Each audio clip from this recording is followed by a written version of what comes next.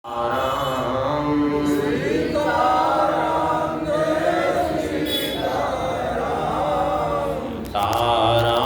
जय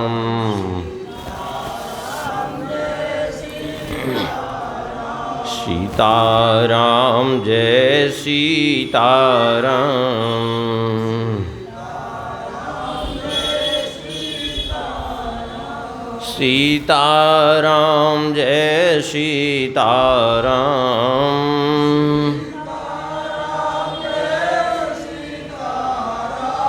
सीताराम जय सीताराम।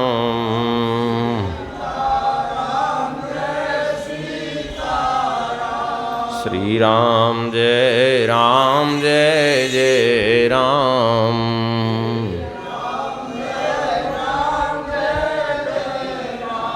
सीताराम जय सीताराम।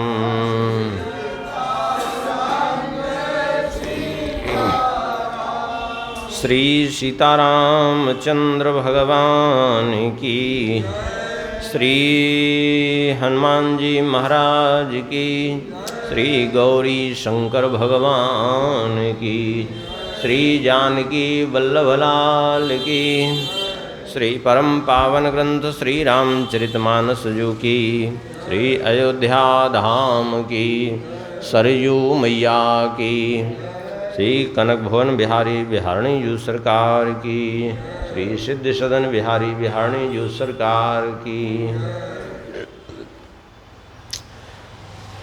श्री गोस्वामी तुलसीदास जी महाराज की, श्री महर्षि वाल्मीकि जी महाराज की, सब संत भगवान की, सब भक्त भगवान की। जय जय श्री सीताराम। जय जय श्री राधे श्याम। नमः पार्वती पतये हर हर महादेव। हरिशरणम। परम मंगलमय परात्पर अखिलेश्वर अकारण करुणावरुणालय भक्त वांछा कल्पतरु।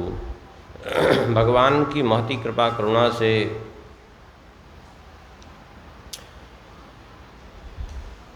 हम लोग श्री रामचरितमानस के माध्यम से भगवान श्री राम जी के पवित्र चरित्रों का कथन श्रवण का लाभ प्राप्त कर रहे हैं। पूर्व में गोस्वामी जी ने सबकी वंदना की, उसके बाद नाम की वंदना की और उसके बाद एक कथा कैसे प्रारंभ हुई उसका उपक्रम किया। अब कथा के पूर्व में क्या वर्णन किया जाता है? माहात्म्य। गोस्वामी जी ये रामचरितमानस का, राम कथा का माहात्म्य वर्णन कर रहे हैं, जो कल हम लोग सुन रहे हैं उपक्रम। और उसके बाद जो है महात्म्य क्या वर्णन कर रहे हैं, कल के प्रसंग में श्रवण कर रहे थे। श्री राम कथा क्या है? बोले कलयुग रूपी पन्नग माने सर्प के लिए मोरनी के समान। राम कथा कलि पन्नग भरनी। राम कथा रूपी, राम कथा क्या है? बोले जो है कलयुग के दोषों को नष्ट करने के लिए, कलयुग के दोषों को भक्षण करने के लिए ये श्री राम कथा मोर के समान, मोर जैसे सर्प का भक्षण करता है, मोरनी जैसे सर्प का भक्षण कर जाती है, ऐसे ये कथा कैसी है? बोले कलयुग रूपी सर्प का भक्षण करने वाली है। और भी बहुत से उदाहरण दिए गोस्वामी जी ने। राम कथा कली कामद गाई, सुजन सजीवनी मूरी सुहाई। ये राम कथा कैसी है? इस कलयुग में कामद गाई, कामधेनु गाय के समान है। ये सब क्या है? ये राम कथा का माहात्म्य वर्णन हो रहा है गोस्वामी जी के द्वारा।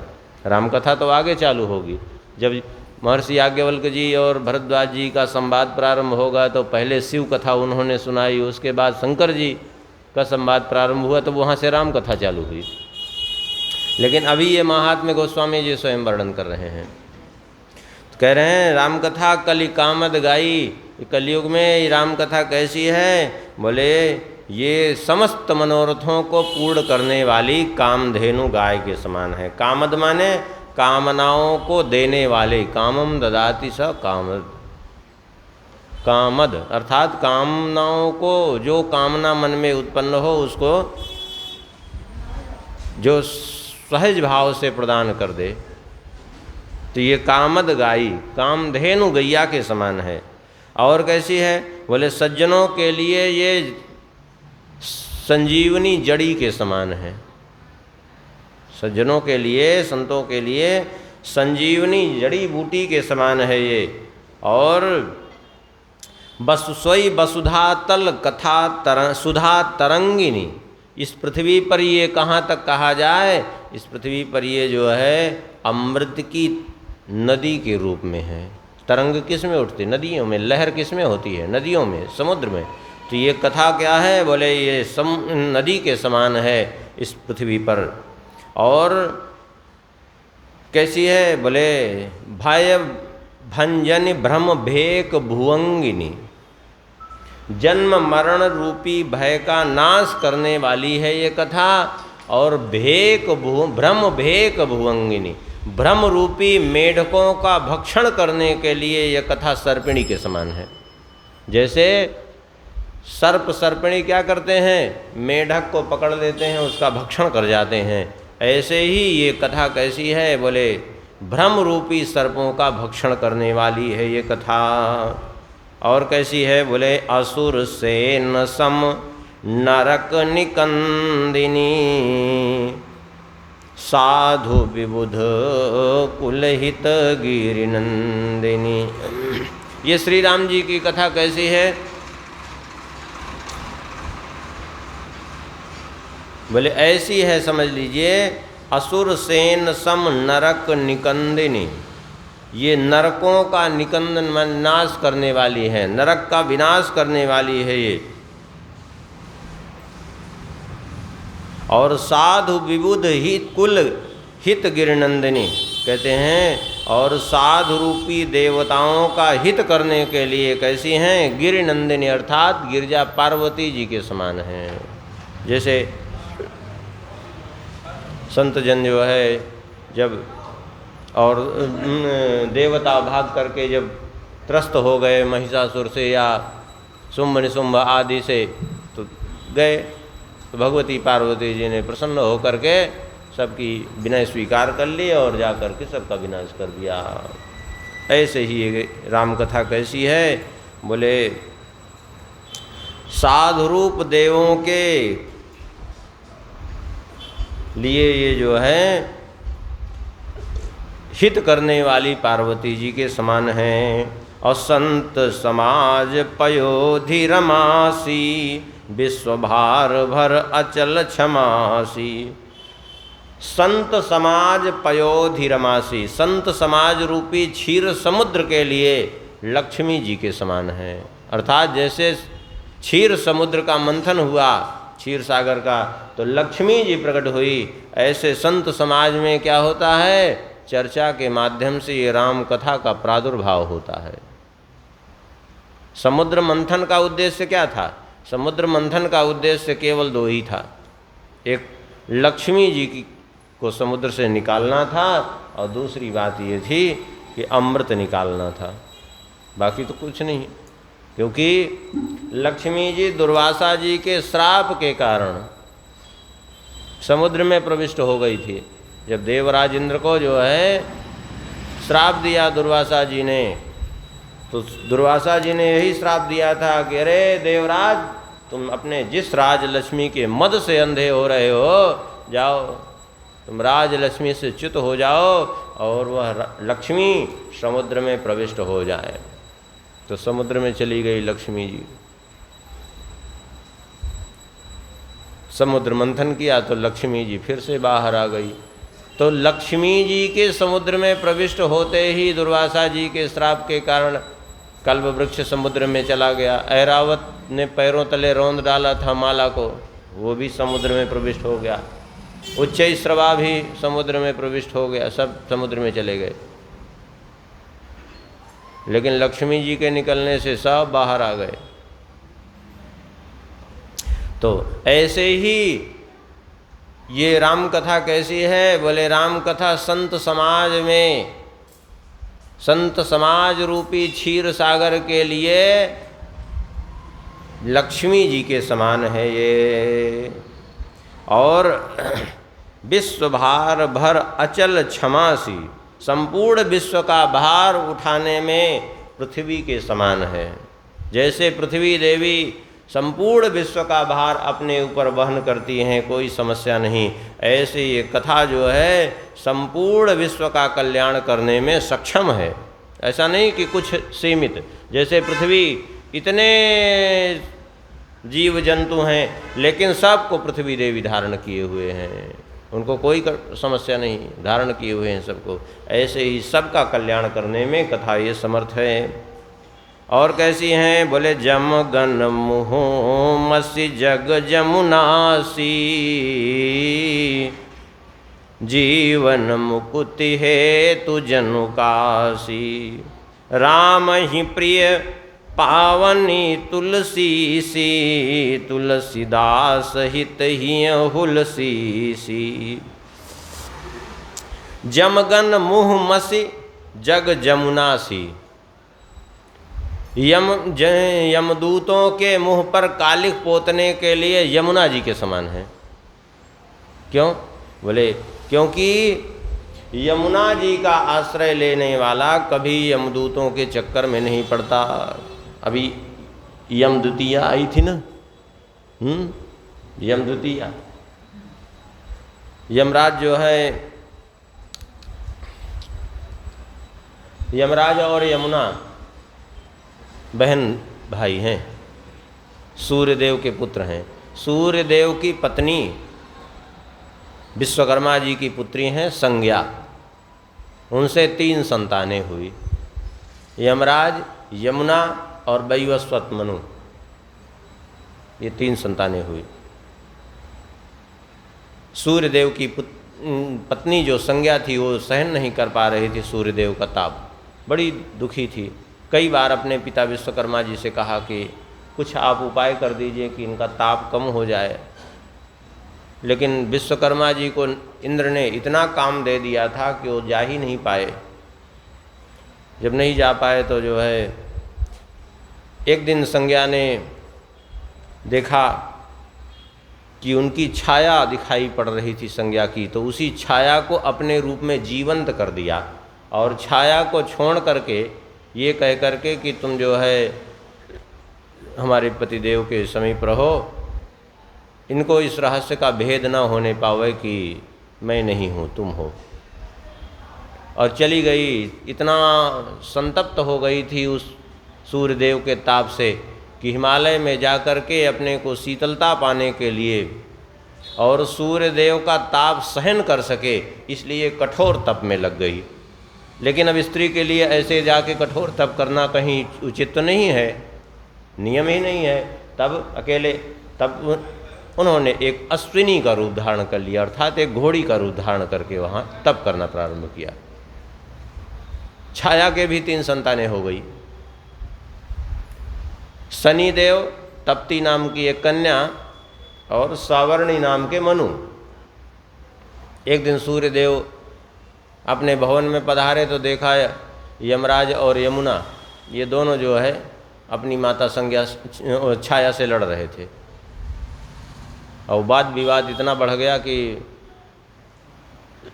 सूर्यदेव ने आकर कहा, क्यों अपनी माता से क्यों लड़ रहे हो तुम? ये वामन पुराण में बड़ी विस्तृत कथा है इसकी। अपनी माता से क्यों लड़ रहे हो? बोले ये हमारी माता नहीं है, ये उनकी छाया है। अब तो भेद खुल गया, अभी तक तो नहीं भेद खुला था। जैसे ही भेद खुला छाया ने क्रोध में आकर श्राप दे दिया कि जाओ तुम कठोर कर्म करने का तुम्हें अधिकार प्राप्त हो, अर्थात दुष्टों को दंड देने के लिए, जहाँ कि ऐसे ऐसे दुष्ट व्यक्ति, पापी व्यक्ति ही तुम्हारे सामने आएंगे जिनको दंड देना पड़ेगा। ये बड़े भक्त थे, बड़े सहृदय थे। अब किसी सहृदय व्यक्ति को कठोर कर्म करने को मिल जाए तो उसके लिए कितना बड़ा दंड है ना। सूर्यदेव ने ध्यान धर करके देखा कि बात सही थी, तो सूर्यदेव ने कहा कि ये तुमने क्या किया। उन्होंने तो सही बात कही थी। और तप्ती नाम की कन्या को भी श्राप दिया, अरे इनकी यमुना को भी श्राप दिया कि जाओ तुम जल रूप में परिणित हो जाओ, तो नदी बन गई है। तो सूर्यदेव ने कहा कि तुमने जो है इनके सत्य बोलने पर भी तुमने इनको दंडित किया है, इसलिए जाओ तुम्हारा भी एक पुत्र दुष्टों का दंड देने वाला होगा। शनिदेव, वो भी दुष्ट ग्रह के रूप में उनको व्यवस्थित कर दिया, और तुम्हारी भी एक पुत्री नदी रूप में परिणित हो जाए। तो तप्ती नाम की कन्या वो भी नदी बन गई, जिसको ताप्ती नदी कहते हैं। ताप्ती और यमुना दोनों बहन बहन ही हैं, सूर्यदेव की पुत्री हैं।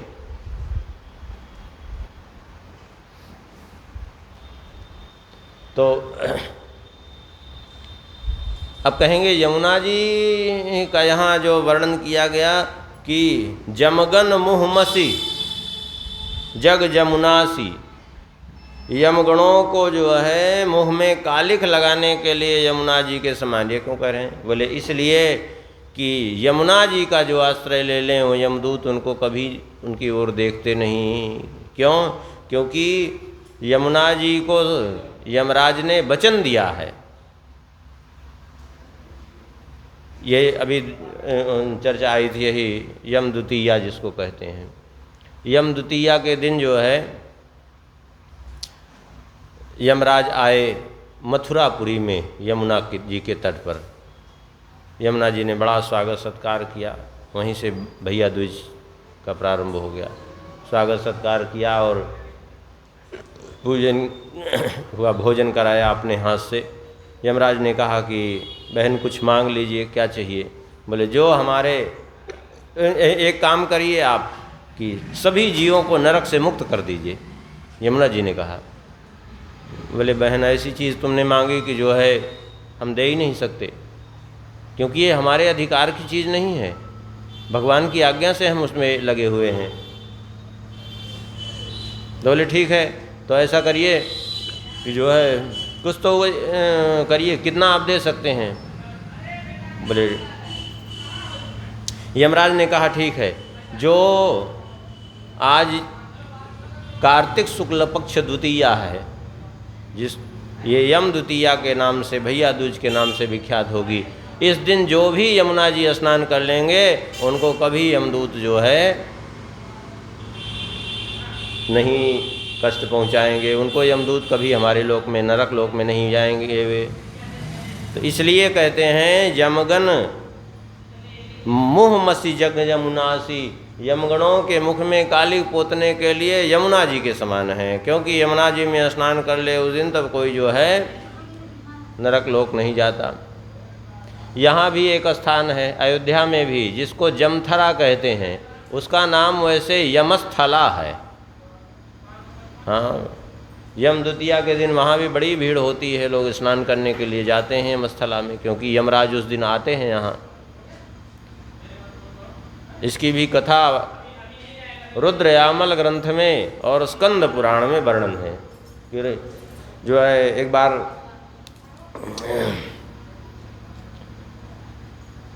एक पापी व्यक्ति था, उसको लेने के लिए यमदूत आ गए और संयोग से वो पापी व्यक्ति अयोध्या की सीमा में प्रवेश कर गया। अब जब अयोध्या की सीमा में प्रवेश कर गया, उसका मरने का समय आ गया था और यमदूत आ गए उसको लेने के लिए। अब जैसे ही इधर आए, अयोध्या जी ने दौड़ा लिया उन यमदूतों को, भागे वो सब बेचारे, भाग भाग करके प्राण बचाए अपने किसी तरह। गए यमराज के पास, यमराज ने समझाया कि देखो भगवान का धाम है, वहाँ जाने की तुमको आवश्यकता नहीं, वहाँ जाओगे तो दंडित हो जाओगे तुम, और फिर यमराज आए क्षमा मांगने के लिए अयोध्या जी से। क्षमा मांगा, अयोध्या जी ने कहा ठीक है क्षमा कर दिया तुमको। बोले आप हमें कहीं रहने का थोड़ा स्थान दे दीजिए अपने ही क्षेत्र में। तो बोले ठीक है, सरयू जी किनारे यही स्थान तुमको दे देते हैं। वो यमस्थला जो जमथरा कहते हैं, ये क्या है? अयोध्या जी का कंठ है। अयोध्या जी का शीर्ष भाग गुप्तार घाट, जिसको गोप प्रतार कहते हैं। वर्तमान में भी उसको धीरे धीरे स्थान का नाम बदल के गुप्तार हो गया, वैसे उसको शास्त्रों में गोप प्रतार घाट आया है। उसका बड़ी महिमा वर्णित है उसकी। इन सब क्षेत्रों की अलग अलग घाटों की सबकी बड़ी महिमा वर्णित है रुद्रयामल ग्रंथ में और स्कंद पुराण में। तो उसमें अयोध्या धाम की महिमा जो डाले हैं, उसमें आप पूरा सुनेंगे तो पूरा सब आ जाएगा। लगभग 20 घंटे की कथा है। पूरा एक एक घाट का, एक एक तीर्थ का पूरा सब वर्णन किए हैं विधिवत। तो यमराज ने कहा ठीक है, अभी यहीं पर मैं निवास करूंगा, और जो भी यहाँ आकर के इस यमस्थला में सरजू जी स्नान करेंगे यम द्वितीया को, वो हमारे नरक लोग कभी नहीं जाएंगे। तो इसलिए वहाँ यम द्वितीया को बड़ी भीड़ होती है, काफ़ी भीड़ होती है। यद्यपि घाट तो बहुत अच्छा नहीं है वहाँ, लेकिन भीड़ खूब होती है। घाट तो बिल्कुल, अब क्या कहें, जले ज़्यादा वहाँ नहीं हो तो बस है, लेकिन काम चलाऊँ घाट तो नहीं है ठीक। लेकिन गए थे पिछले साल हम लोग भी स्नान करने, बड़ी भीड़ थी, लेकिन स्नान तो हो ही गया था किसी तरह। तो क्या कर रहे थे? हाँ, तो जमुना जी का नाम इसीलिए लिया क्योंकि यमदूतों के भय से मुक्त करने वाली हैं जमुना जी, इसीलिए कह रहे हैं जमगन मुहमसी जग जमुनासी, और जीवन मुक्ति है तो जनु काशी, और जीवों को मुक्त करने के लिए काशी के समान है। जैसे काशी में कोई मरता है तो कैसे मुक्त हो जाता है तुरंत? बोले इसलिए मुक्त हो जाता है कि भगवान शंकर जी उसके दक्षिण कर्ण में भगवान श्री राम जी का नाम सुना देते हैं, श्री राम जी का मंत्र सुना देते हैं। अहम भवन नाम जपन कृतार्थो वसामि काश्यामनि संभवान्य। भगवान शंकर जी ने ये बात स्वयं ही श्री राम जी से कही है अध्यात्म रामायण में। काशी में भी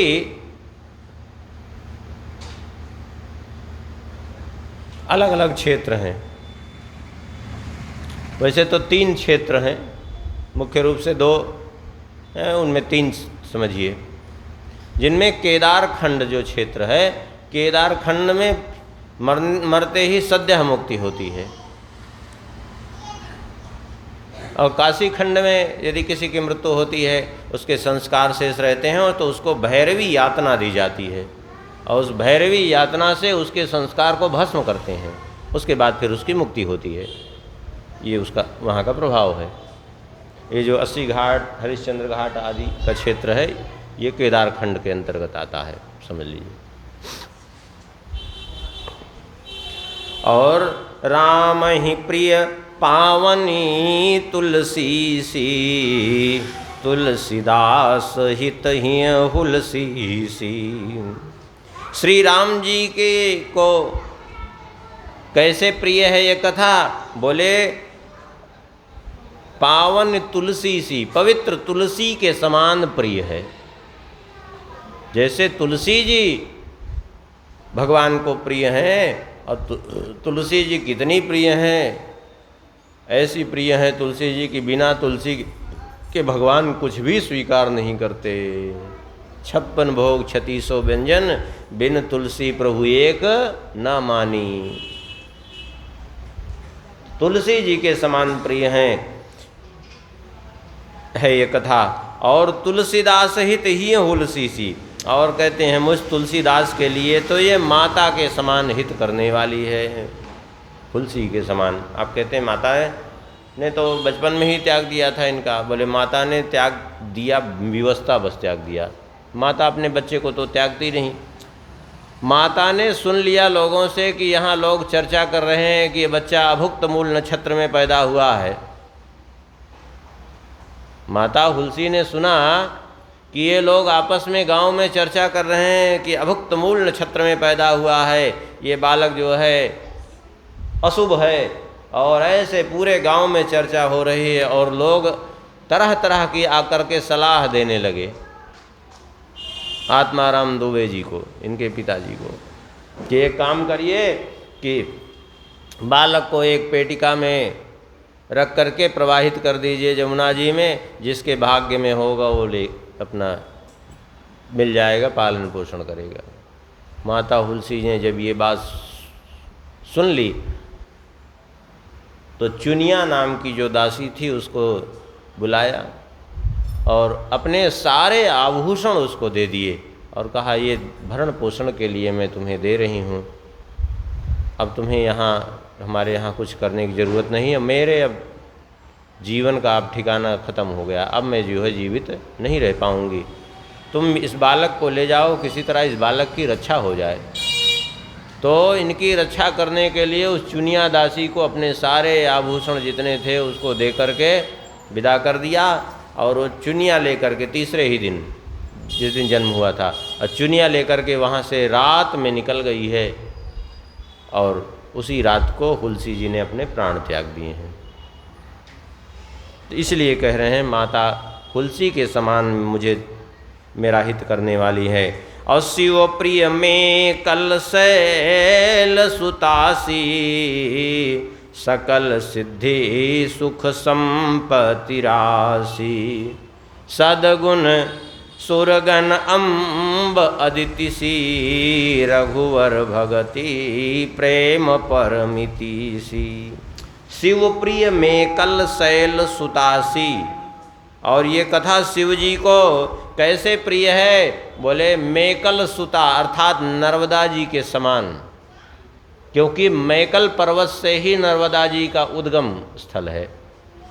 अमरकंटक जो लोग गए होंगे जानते हैं, मैकल पर्वत है, मैकल पर्वत से ही जो है एक कुंड से नर्मदा जी प्रकट हो रही हैं माई की बगिया में, और फिर आगे चल कर के बड़े कुंड में दर्शन होता है, बीच में नहीं दर्शन होता। फिर वहाँ से आगे धार निकल करके बढ़ी है, धीरे धीरे विस्तार होता गया है। बड़ी महिमा है नर्मदा जी की, दर्शन मात्र से समस्त पापों का हरण करने वाली हैं नर्मदा जी। तो कहते हैं ये शिव और शिव जी को बड़ी प्रिय है। शिव जी की पुत्री हैं, मेकल पर्वत की पुत्री तो है ही हैं, शिव जी की भी पुत्री हैं ये, क्योंकि भगवान शंकर जी उसी मैकल पर्वत पर ही तप में थे। तो भगवान शंकर जी के ही उस तप के द्वारा इतना पसीना निकला कि भगवती नर्मदा जी का प्रादुर्भाव हो गया। नर्मदा जी ने कहा, भगवान शंकर जी ने कहा, देवी जो इच्छा हो वरदान मांग लो। बोले ठीक है, तो यही वरदान दे दीजिए कि जो भी हमारे तट पे आवें, हमारे जल में स्नान करें, उन सब का कल्याण हो, समस्त पापों से वो मुक्त हो जाएं। इसीलिए नर्मदा जी की बड़ी महिमा है। और आप हमारे जल में निवास करें, इसीलिए नर्मदा जी का एक एक कंकड़ भी शंकर जी हैं। जैसे गंडकी जी का एक एक कंकड़ जो भी हैं सब सालग्राम जी हैं, ऐसे नर्मदा जी के एक एक कंकड़ सब शंकर जी हैं। बड़े बड़े ऋषि महर्षियों की वो तपस्थली है। नारद जी ने भी वहाँ तपस्या किया है, विंध्याचल ने वहीं तपस्या किया है, कई ऐसे वो मिले हैं। हनुमान जी ने भी किया है, ऐसी बात नहीं है। हनुमदेश्वर तीर्थ है, कई बहुत से ऋषि मुनियों की तपस्थली है। और सकल सिद्धि सुख संपत्ति राशि, समस्त सिद्धियों और सुख संपत्ति की राशि है ये। सद्गुण सुरगन अम्ब अदिति सी, सद्गुण रूपी देवताओं को उत्पन्न करने के लिए ये कैसी हैं? माता अदिति के समान है। जैसे अदिति जी ने देवगणों को जन्म दिया, 12 पुत्रों को जन्म दिया, वे ही 12 आदित्य कहलाए, वे सब देवता हुए। ऐसे ही सद्गुणों को उत्पन्न करने के लिए माता अदिति के समान है, सद्गुण रूपी देवताओं को उत्पन्न करती हैं। रघुवर भगति प्रेम परमिति सी, और श्री राम जी की भक्ति और प्रेम की परम सीमा है ये। भगवान की कथा, ये सब क्या है? ये कथा का माहात्म्य है, वर्णन हो रहा है। क्योंकि कथा के पूर्व में माहात्म्य वर्णन का, भागवत कथा सुनते हैं पहले माहात्म्य वर्णन होता है, वाल्मीकि रामायण कथा सुनते हैं पहले माहात्म्य वर्णन होता है। अब चूँकि गोस्वामी जी ने 500 साल पहले ही लिखा इसको, अब उसके बाद महात्म्य लिखता कौन? तो स्वयं ही गोस्वामी जी ने लिख दिया उसी में। और कैसी है राम कथा? गोस्वामी जी कहते हैं, राम कथा मंदाकिनी चित्रकूट चितचारु, तुलसी सुभग स्नेह वनसिय रघुवीर विहारु। ये राम कथा मंदाकिनी नदी के समान है और सुंदर चित्रकूट, और ये चित्त ही चित्रकूट है, और इस चित्त रूपी चित्रकूट में मंदाकिनी नदी अर्थात श्री राम कथा यदि प्रवाहित होने लगे तब फिर कहना ही क्या है। श्री राम जी क्यों वहाँ रहे? क्योंकि जो है मंदाकिनी जी भी प्रवाहित हो रही हैं। तात्पर्य यह है कि इस चित्त को चित्रकूट बना दीजिए।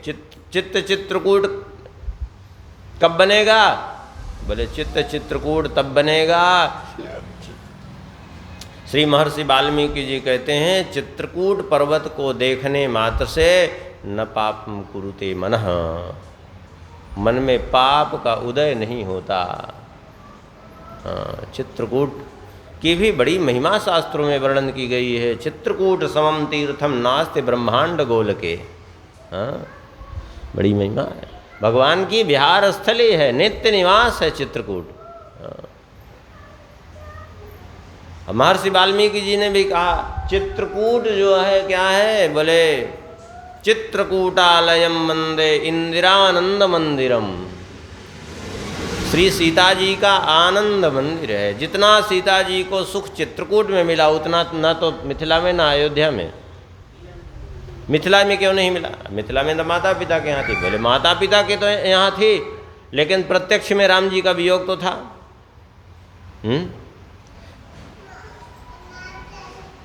भाई पूर्व की प्रीति भगवान के प्रति तो है ही है, भले ही वो बाल लीला चल रही हो, कुछ चल रही हो, लेकिन राम जी का वियोग प्रत्यक्ष में तो था।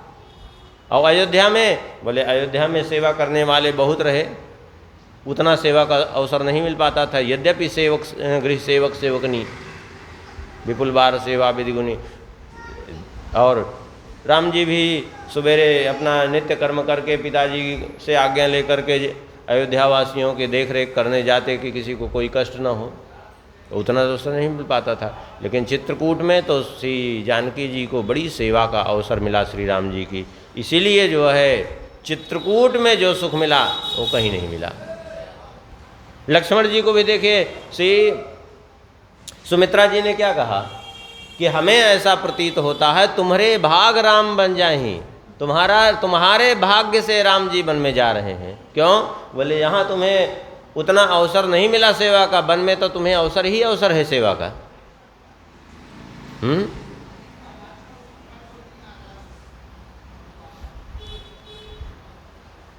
तो ये जो है चित्रकूट रूपी चित्त रूपी चित्रकूट में श्री राम कथा रूपी मंदाकिनी यदि प्रवाहित होने लगे तो वो क्या हो जाएगा? बोले श्री राम जी का विहार स्थल बन जाएगा वही चित्त। तुलसी सुभग स्नेह वससी रघुवीर बिहार। रामचरित चिंतामणि चारु, संत सुमति तीय सुभग सिंगारो। जग मंगल गुण ग्राम राम के, दानी मुकुति धर्म धाम के। रामचरित चिंतामणि चारु, ये श्री रामचरित कैसे है? बोले सुंदर चिंतामणि के समान है। चिंतामणि का क्या काम है? बोले चिंतामणि का प्रभाव ये होता है उसके सामने जो भी चिंतन करिए तुरंत प्रस्तुत कर देने वाली, ये प्रभाव होता है उसका चिंतामणि का। इस पृथ्वी पर वो वस्तु कहीं भी होगी आपके सामने वो प्रकट कर देगी चिंतामणि। हाँ, जैसे स्वर्गलोक की तक की संपत्ति देने में कल्प वृक्ष समर्थ है, ऐसे चिंतामणि संपूर्ण पृथ्वी की संपत्ति देने में समर्थ है। तो राम कथा कैसे है? बोले चिंतामणि के समान है।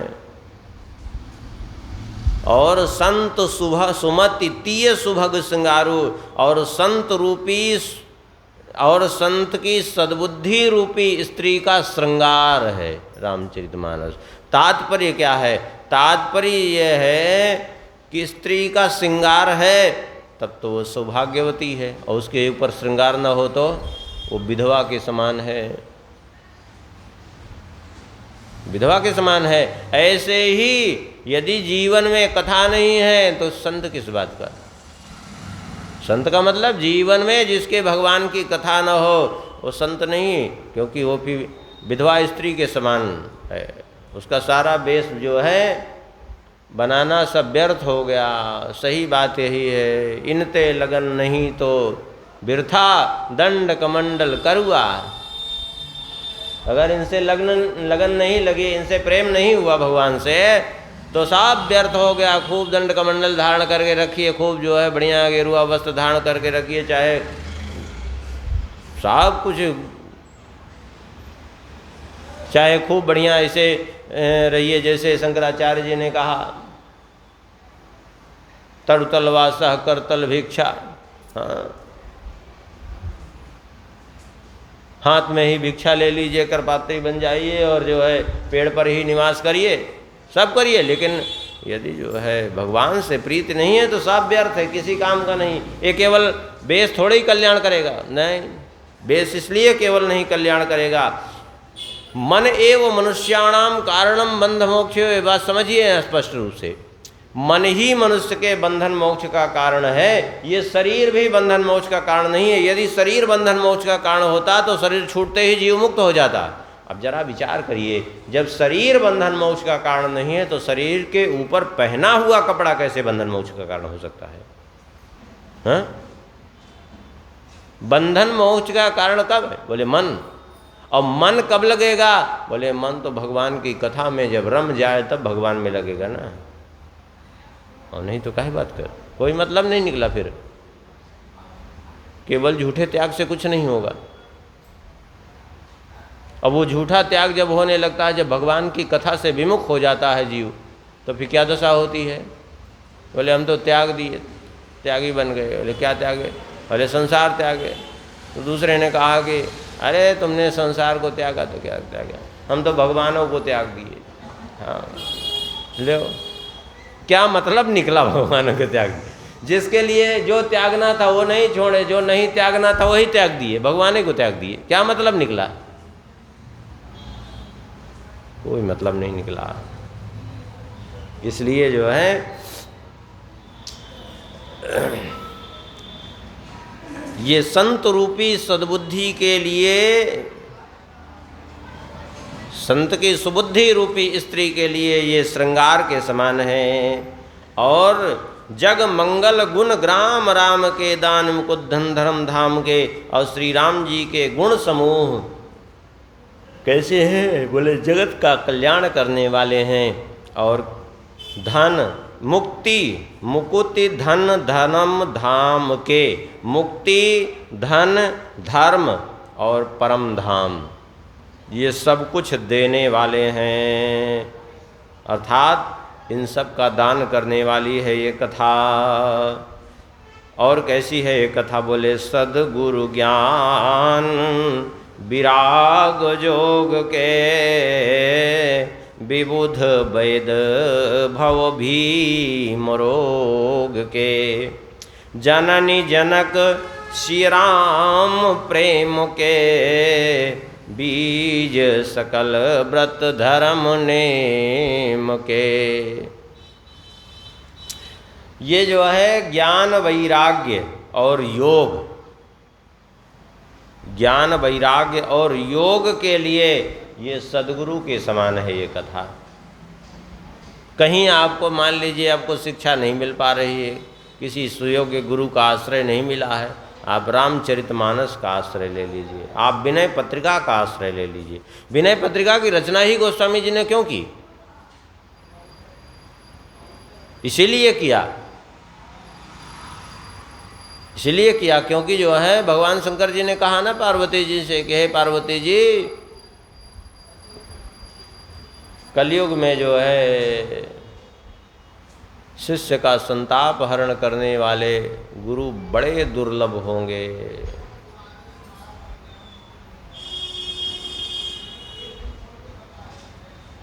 तो इसलिए जो है इस गोस्वामी जी ने मानस और विनय पत्रिका, इसीलिए विनय पत्रिका विशेष करके रचना उसकी करने का प्रयोजन ही यही था कि मान लिया किसी के जीवन में सद्गुरु नहीं है, और विनय पत्रिका का आश्रय लेकर के वो सही मार्ग पकड़ सकता है, चल सकता है। और ये कैसी है कथा? विबुध वैद बहु भीम रोग के, ये संसार रूपी अर्थात भाव रोग की चिकित्सा करने के लिए ये कथा वैद्य के समान है। जैसे कोई योग्य वैद्य मिल जाए तो सारे रोग की चिकित्सा कर देगा, ऐसे ये योग्य वैद्य के समान है ये कथा। किस रोग की चिकित्सा करने के लिए? बोले ये पुनरप जन्नम पुनरप मरणम पुनरप जन्नी जठरे सैनम, ये जो अनादिकाल से रोग घेरे हुए है, ये जो शरीर में रोग होता है, ये शरीर का रोग तो एक निश्चित सीमा के लिए है। कब तक है? बोले जब तक आपका शरीर है, समय पर इलाज हुआ तो वो भी ठीक हो जाता है, कोई बड़ी बात नहीं है। ये अनित्य रोग है, लेकिन ये जो भव रोग है ये तो नित्य रोग बना हुआ है। चाहे जिस योनि में जा रहे हैं वो रोग छूट ही नहीं रहा है, सब जगह जन्म मृत्यु लगी हुई है। तो इस रोग का निवारण करने के लिए वैद्य के समान, और श्री राम जी का प्रेम उत्पन्न करने के लिए जननी जनक सी राम प्रेम के, श्री सीता राम जी का प्रेम उत्पन्न करने के लिए माता पिता के समान है ये। जैसे माता पिता से ही तो बच्चे का जन्म होगा, ऐसे ही श्री राम कथा के बिना जो है संभव ही नहीं है कि भगवान का प्रेम उत्पन्न हो जाए जीवन में।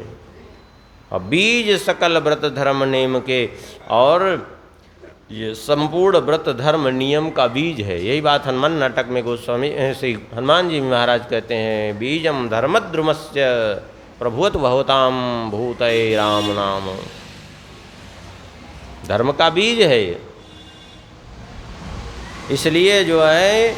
और जननी जनक श्री राम प्रेम के, श्री राम जी का प्रेम उत्पन्न करने के लिए ये कैसे है? बोले माता पिता के समान है। बिना जो है राम कथा के, बिना भगवत कथा के भगवत प्रेम होगा ही नहीं। और एक बात और सुन लीजिए, बिना जो है कथा का आश्रय लिए जीव की संसार से मुक्ति संभव ही नहीं है। जीव की इस संसार से मुक्ति संभव ही नहीं है।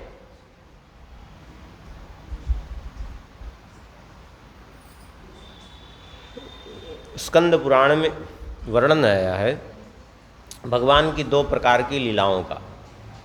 एक भगवान की वास्तविक लीला और दूसरे भगवान की स्वाभाविक लीला। नहीं, स्वाभाविक नहीं, उसको क्या कहते हैं? वास्तविक लीला, और दूसरा उसको भौम लीला, उसको क्या कहते हैं? अभी ध्यान आएगा तो बता देंगे। हाँ, नहीं, उसको वहाँ कुछ दूसरा नाम वर्णन है, थोड़ा नहीं आ रहा है, ये ध्यान आएगा तो बता देंगे। तो वास्तविक लीला माने जो भगवान की नित्य लीला ने उनके नित्य धाम में हो रही है, ये भगवान की वास्तविक लीला है। और दूसरे भगवान की ये जो व्यावहारिक लीला, ये जो लोक में हो रही है इसको व्यवहारिक लीला कहते हैं। और जो नित्य धाम में भगवान की कथा, भगवान की लीलाएं चल रही हैं नित्य, उसको वास्तविक लीला कहते हैं। वहाँ स्पष्ट रूप से इस बात का किया गया है कि वास्तविकी लीला के बिना व्यवहार की लीला संभव नहीं है, क्योंकि वास्तविकी लीला हो रही है, इसीलिए व्यवहार की लीला यहाँ है। यदि वहाँ लीला न होती तो यहाँ लीला न होती। हाँ हाँ, तो अलग लीला तो सबके उससे परे है वो वो तो जो है वो हृदय की बात है। लेकिन वास्तविकी लीला जो भगवान की नित्य हो रही है, वो वास्तविकी लीला के कारण व्यवहार की लीला है। लेकिन उस वास्तविकी लीला में प्रवेश कैसे होगा? बोले वास्तविकी लीला में प्रवेश का द्वार है व्यवहार की लीला। जब तक इस जो भौम में लीला हो रही है, जो भगवान के अवतार की लीला होती है, व्यवहार की लीला, जब तक इस लीला का आश्रय नहीं लेंगे, जब तक इस कथा का आश्रय नहीं लेंगे, तब तक वास्तविकी लीला में प्रवेश संभव ही नहीं है। कुछ भी कर लीजिए आप, सीधी बात है। क्यों? क्योंकि जैसे ये द्वार है, क्या आप द्वार के भीतर बिना द्वार के सीधा अंदर प्रवेश कर सकते हैं क्या? और जब तक अंदर प्रवेश नहीं करेंगे, तब तक अंदर क्या हो रहा है आपका उससे कोई संबंध रहेगा? अंदर आप भोजन कर सकते हैं, अंदर आप जाके सो सकते हैं क्या? कुछ कर सकते हैं क्या? नहीं। आपको अंदर प्रवेश करने के लिए द्वार से ही घुसना पड़ेगा, बिना द्वार के आप अंदर नहीं जा सकते। ठीक इसी प्रकार से द्वार क्या है? बोले व्यवहार की लीला, और जो अंदर है वो वास्तविक की लीला है। ये तात्पर्य है। ये जो है श्री राम प्रेम उत्पन्न करने के लिए माता पिता के समान है। ये समन पाप संताप शोक के प्रिय पालक परलोक लोक के। पाप ताप संताप शोक इन सब का विनाश करने के लिए कैसी है लीला? बोले इस सब का नाश करने वाली है। और सचिव सुभट भूपति विचार के कुंभज लोभ उदधि अपार के, और विचार रूपी राजा के मंत्री और लोभ रूपी अपार समुद्र को सुखाने के लिए अगस्त जी के समान है ये। अर्थात जो है विचार क्या? ज्ञान चिंतन, उसके लिए जो है विचार रूपी राजा के सूरवीर मंत्री के समान है ये कथा। क्योंकि विचार, अब कहेंगे विचार रूपी ज्ञान के, इसको विचार को ज्ञान थोड़ा सा अर्थ कर दीजिए, ज़्यादा ठीक रहेगा। ज्ञान रूपी राजा के मंत्री के समान ये कथा। आप कहेंगे कैसे? विचार गोस्वामी जी ने इसलिए कह दिया कि उसको समझने में आसानी हो जाए। आप राम जी के बारे में कुछ भी विचार करें, अब हम आपसे आप पूछें कि आप राम जी की कथा आपको कुछ भी नहीं मालूम है, जरा बताइए आपका चित्त चाहे जितना शुद्ध हो, आप क्या विचार करेंगे? जब राम जी के बारे में जानते ही नहीं कि राम जी का अयोध्या में प्रादुर्भाव हुआ, क्या क्या लीला किए, आप क्या विचार करेंगे जरा बताइए? कुछ विचार संभव है? नहीं संभव है। तो विचार करने के लिए भी राम कथा का आश्रय लेना पड़ेगा कि नहीं? अर्थात ज्ञान के लिए राम कथा का आश्रय लेना पड़ेगा।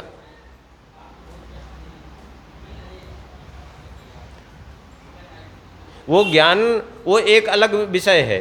देखिए ज्ञान की भी अलग अलग स्थितियां हैं।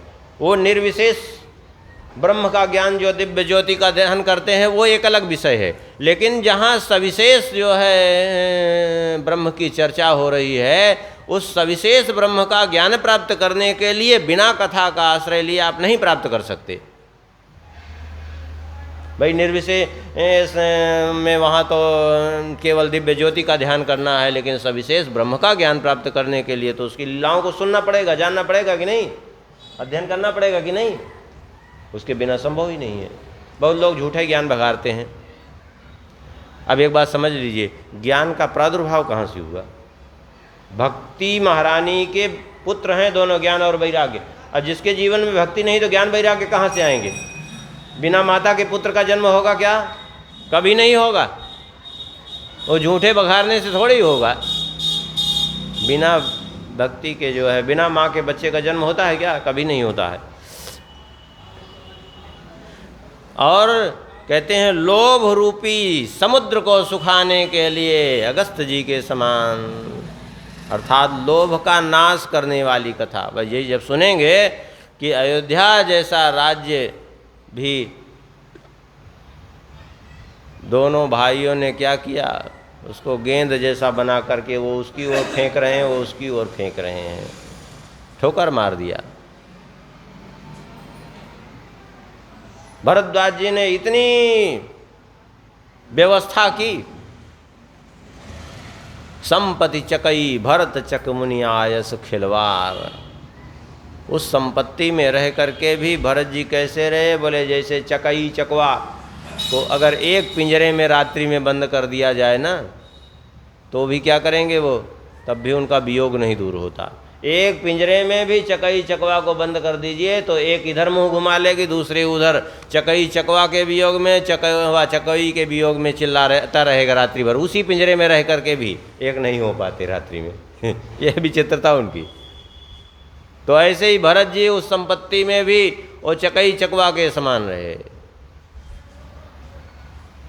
संपत्ति चकई के समान और भरत जी चक के समान। तो देखिए कहीं लोभ जो है आकृष्ट कर पाया। राम जी का आश्रय लिए थे, बानर गए सोने की लंका में, बताओ। लेकिन किसी बानर के मन में ये तनिक भी बात नहीं आएगी चलो एक आठ ईंट लेते चले, काम आएगी। हाँ, आजकल के आदमी से लाख गुने अच्छे बंदर हैं। हाँ, बंदर में बड़ा वैराग्य होता है, चाहे जितना बढ़िया से बढ़िया भोजन उसके सामने परोस दीजिए, पेट भर खाने के बाद फिर उस छोड़ के चला जाएगा, वो संग्रह नहीं करता, ये उसकी विशेषता होती है। इतना वैराग्यवान होता है, बिल्कुल संग्रह नहीं करता, यहाँ तक कि चींटी भी संग्रह कर दी थी, चूहे भी ले जाकर अपने बिल में रखते हैं, लेकिन बंदर बिल्कुल संग्रह नहीं करता। तो लोभ रूपी समुद्र को सुखाने के लिए अगस्त जी के समान कथा है। और काम को कलिमल करिगन के हरि सावक जन मन बन के, अतिथि पूज्य प्रियतम पुरारी के, कामद घन दारिद दवारी के। कहते हैं काम कोह कलिमल करिगन के, ये काम क्रोध और कलयुग के पाप रूपी हाथियों को मारने के लिए केहरी सावक जन मन बन के ये सिंह के बच्चे के समान है। जैसे सिंह का बच्चा भी हो तो भी वो हाथियों से कदापि नहीं डरता, अकेले वो सब पर भारी रहता है, भले बच्चा ही क्यों न हो। ऐसे ही ये राम कथा कैसी है, बोले काम क्रोध और कलयुग के दोष रूपी सिंह का विनाश करने वाले सिंह के समान है ये। और अतिथि पूज्य प्रियतम पुरारी के, और भगवान शंकर जी को अत्यंत पूज्य और प्रियतर प्रियतम, प्रिय कहते हैं जो प्रिय हो, प्रियतर माने उससे भी बढ़कर के प्रिय, और प्रियतम माने जिससे बढ़कर के दूसरा कोई प्रिय न हो। व्याकरण में तम प्रत्यय लगता है अतिशायने तमह, अतिशायन अर्थ में, अर्थात जिससे बढ़कर के दूसरा न हो। ऐसे शंकर जी को ये प्रिय है, प्रिय अतिथि के समान है। अतिथि के समान क्यों कहा, बोले अतिथि देवो भव, अतिथि कोई आ जाए तो भगवान के समान उसको मानना चाहिए और उसका पूजन करना चाहिए। और इतना ही नहीं, कामद घन दारिद दवारी के, बोले दरिद्रता रूपी दावानल को नष्ट करने के लिए, बुझाने के लिए कैसे है, बोले मेघ के समान है। कामद घन दारिद दवारी के, दरिद्रता रूपी दावानल को नष्ट करने के लिए मेघ के समान। जैसे खूब आग लगी हो, अचानक पानी बरस जाए तो सब आग बुझ जाएगी अपने आप, ऐसे ही ये मेघ के समान है। और कैसी है कथा, बोले मंत्र महामणि विषय ब्याल के, मेटत कठिन कुअंक भाल के। विषय रूपी सर्प का विष उतारने के लिए कैसे है ये? बोले महामणि के समान है, मंत्र के समान है। जैसे मंत्र ज्ञात हो तो बड़े बड़े विषधर सर्पों के द्वारा डसा हुआ व्यक्ति भी हो, लेकिन अगर उसको मंत्र सिद्ध है तो वो सारे विष को थोड़ी ही देर में उतार देगा वो। अथवा वो मणि हो उसके पास कि उससे विष उतर जाए। ऐसे ये कथा कैसी है? बोले मेटत कठिन कुअंक भाल के, बोले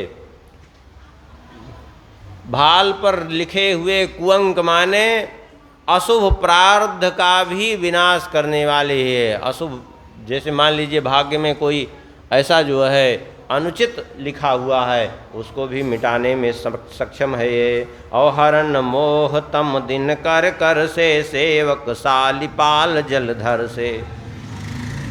कहते हैं मोह रूपी अंधकार को नष्ट करने के लिए कैसे है? अज्ञान रूपी अंधकार को नष्ट करने के लिए बोले दिनकर कर से। दिनकर माने सूर्यदेव के, कर माने किरणों के समान है ये कथा। और सेवक साली पाल जलधर से, जैसे धान को मेघ पोषित करते हैं, ऐसे सेवकों का पोषण करने के लिए ये कथा मेघ के समान है। सेवक रूपी धान का पोषण करने के लिए मेघ के समान है ये। अभिमत दानी देव तरुवर से, सेवत सुलभ सुखद हरिहर से। सुकवि शरद नभ मन उडगन से, राम भगत जन जीवन धन से। अभिमत दानी देव तरुवर से, कहते हैं इच्छित वस्तु प्रदान करने वालों में कैसे है ये? बोले अभीष्ट प्रदान करने के लिए कल्प वृक्ष के समान है ये। और सेवत सुलभ सुखद हरिहर से, और सेवा करने से भगवान श्री हरि और भगवान हर अर्थात भगवान नारायण और शिव जी के समान सुलभ और सुख देने वाले ये कथा। और सुकवि शरद नभ मन उडगन से, सुंदर कवि के शरद ऋतु रूपी मन, सुंदर कवि के शरद ऋतु तो रूपी मन के लिए ये जो है सुशोभित करने वाले कैसे हैं? बोले उड़गन मारे तारे के समान हैं। जैसे शरद ऋतु में आप देखिए रात्रि में तो पूरा आकाश एकदम तारों से व्याप्त दिखता है। क्यों? क्योंकि बादल जब छट जाते हैं तो पूरा एकदम खुला आसमान का दर्शन होता है। और राम भगत जन जीव धन से, और श्री राम जी के भक्ति के लिए जीवन धन है ये। सकल सुकृत फल भूरि भोग से, जग हित निरुपद साधु लोग से। समस्त पुण्यों के फल महान भोगों के समान हैं। और ये जगत में कहते हैं जगत का छल रहित हित करने वाले साधु के समान है, साधु संतों के समान ये कथा है। और सेवक मन मानस मरालते, पावन गंग तरंग मालते, कहते हैं। और सेवकों के मन रूपी मानसरोवर के हंस के समान है ये कथा। सेवक के मन रूपी मानसरोवर के हंस के समान, जैसे मानसरोवर में हंस विचरण करता है, सेवकों के मन में कथा प्रफुल्लित रहती है। अब पावन गंग तरंग माल से, और ये पवित्र गंगा जी की तरंग मालाओं के समान ये कथा है। कुपत कुतरक कुचालिकल, कंपट दंभ पाखंड, दहन राम गुण ग्राम जिनी, जिमि ईंधन अनिल अनल प्रचंड। कहते श्री राम जी के गुण समूह कैसे हैं? बोले कुपथ अर्थात अनुचित मार्ग, कुमार्ग जिसको कहते हैं। कुमार्ग, कुतरक माने कुतर्क और कुचाल, और कलयुग के कपट दंभ पाखंड, कपट दंभ और पाखंड का दहन राम गुण ग्राम जिनी में, कहते हैं इनको दहन करने के लिए कैसी है ये कथा? बोले ईंधन अनल प्रचंड, भयंकर प्रचंड अग्नि के समान ये कथा है। और कैसी है? बोले रामचरित राकेश कर सरिस सुखद सब काहु, सज्जन कुमुद चकोर चित हित विशेष बड़लाहु। श्री रामचरित्र ये पूर्णिमा के चंद्रमा की किरणों के समान सभी को सुख देने वाला है, और सज्जन रूपी कुमुदनी और चकोर